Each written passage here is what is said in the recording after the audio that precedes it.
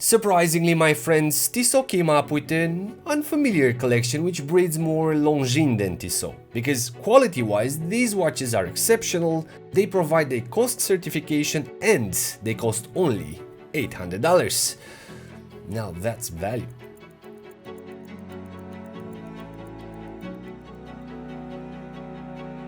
The brand Tissot became more courageous and more confident lately, releasing more and more appealing watches for ourselves. Having the PRX as the tip of the spear, followed by the Sidéral, and now by these 1938 field watches. And today we're talking about interwar watches with focus on legibility and robustness, wristwatches designed and purposed for military usage. Back in the days, the field watches were very simple made, meant to increase the legibility of the time reading through contrast and well-articulated numerals. So being a world war in that period, the watch brands were supposed to provide significant quantities of wristwatches for soldiers. To my knowledge, no matter if they were called Tissot or Omega Tissot, I am not sure if the brand was that representative in the field watches industry with a 3-hands watch. However, the third one, the small seconds version, was really inspired from the original 30s model, which is relevant. So the 1938 collection was released a few weeks ago alongside the other version which I was talking about, the small seconds one, which delayed to appear once with the 3-hands models. This release being a follow-up to the success of the telemeter chronograph. So, with special thanks to Albini Prassa, I managed to grab these fresh models for review. They are good friends of mine, direct official retailers of Tissot, and awesome people to talk about horology. Now, when I made the unboxing, I was totally surprised by the quality and the clarity of these models provided. I honestly was expecting to find them more purposeful or more muted, like field watches. But it feels that they are very well finished, I dare to say, Longines quality. And I believe that's the beauty of knowledge, experience and technology provided today, because you can find and enjoy a fully recreated vintage watch with higher accuracy put into sustainable movements and ensured waterproofness for great prices. Now, the Salmon dial is in my view a reinterpretation of a World War II field watch transposed into an elegant one. Because although this is a simple 3-hands watch, it is terribly well balanced and proportioned, which provides a correct distinction and architecture between the hands, the numerals and the railway track. In a few words, symmetry, balance and style. As comparison, both versions are superb. They both illustrate the idea of a 40s field watch, but as finishing there are differences in purpose between these models. If you are looking for a well-made watch which illustrates the idea of a vintage field watch, the grey dial version with patina markers and hands is the way to go.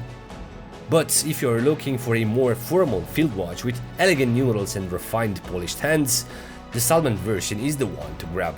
Normally the Salmon color is a formal one, has that special tone which helps more a well-ironed cuff to shine.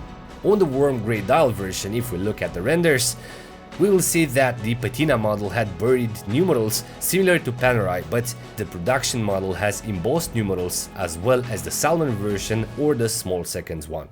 It happens to have consistent changes from prototyping to production when it comes to a life cycle of a watch. In details, both have the same case design, the same dial layout and the same finishing. We have a 360L stainless steel case measuring 39mm in diameter, 46.5mm as lug tip to lug tip, 11mm in height, 20mm between the lugs and weighs 63 grams.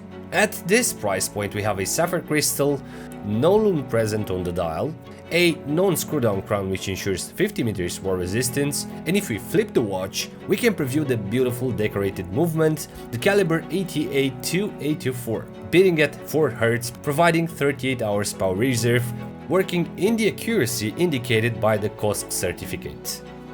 As priced, this model can be found as brand new in the range $800–870. So I will leave the link to the wristwatches in the description because at Albini Prassa they actually offer a good price for them.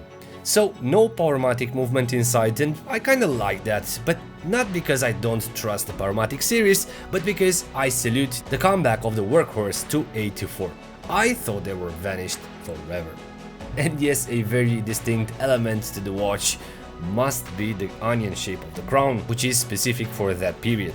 I think it works very well with the dial design, but it is also very grippy and easy to operate. And then the dial, as I was mentioning, it is very well balanced symmetry wise, with the Heritage Tissot logo on top, balanced by the chronometer label on the bottom and the 70s T logo on the crown. And mentioning about differences between these models, the grey version comes with a matted appearance with matted numerals and khaki matted hands to establish a well-deserved contrast. And then a different appearance with a much more reflective surface for the salmon dial with matted numerals and polished black hands.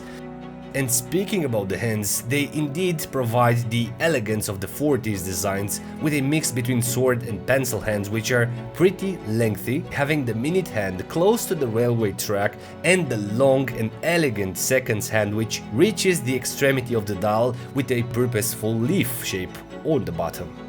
So the same watch but different in purpose, the salmon being more elegant. The series 1938 comes with a simplified Calatrava type of case, which is extremely well balanced but crazy simplified to meet the purpose of a field watch, but to reflect the era as well. Very interesting, although the watch case looks reflective. The body with the lugs is fully brushed in diverse linear rhythms where the bezel is fully polished in both angles. And I think this is an interesting addition to the watch, making it, as I was mentioning, a bit formal, breathing quality and craftsmanship in the same time.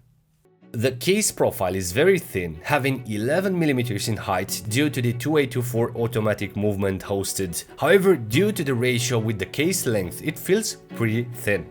But also because there is not a big distance from the case back to the inferior part of the lugs, and the 1938 sits comfortably on the wrist surface, which unveils elegance and practicality in the same time. And due to its reduced weight combined with the softness of the strap, once adjusted properly, you will forget that you have a wristwatch on the wrist, that good it feels. Now the straps are synthetic, not sure how they will hold in time, but as I see the dials and the case layouts, there are tons of leather alternatives to combine with these spectacular and crazy simplified dials. And of course, when it comes to heritage and solid brands with known quality proven over the years, the Tissot Heritage 1938 will qualify as a brave beater on the channel in the position number 50, alongside other solid and iconic Tissot models. And if you want to see the Hall of Fame of brave beaters from the channel, it is pretty easy, you can select the playlist brave beaters within the channel. Some of them are currently missing, but I promise I will do a fully dedicated episode for all these 50 brave beaters. Promises. In the end, I want to thank once again Albini Prassa for sending these watches. With the same usual curiosities, what do you think about this Tissot Heritage 1938 models? Please let me know in the comments below. And as usual, if you're new around, please consider subscribing for future episodes. Thank you very much, thanks for watching, and until next time, be brave!